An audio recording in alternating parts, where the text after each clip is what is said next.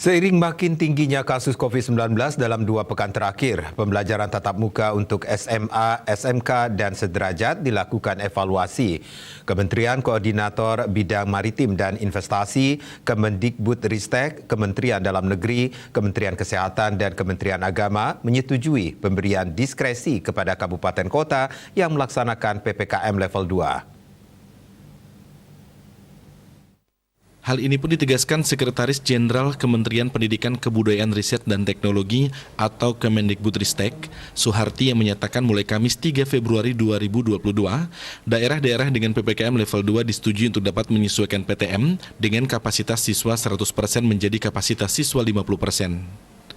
Kata dapat, artinya bagi daerah PPKM level 2 yang siap melaksanakan PTM terbatas sesuai SKB 4 Menteri dan tingkat penyebaran COVID-19 yang terkendali. Sekolah-sekolah pada daerah tersebut tetap dapat melaksanakan PTM terbatas dengan kapasitas siswa 100%.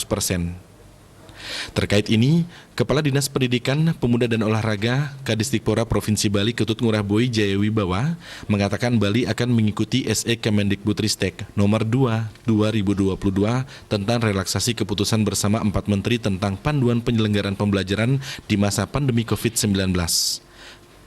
Jenjang SMA, SMK, SLB, pola pembelajaran dilaksanakan dengan pola hibrid atau kombinasi offline-online. Winata Bali Pos melaporkan.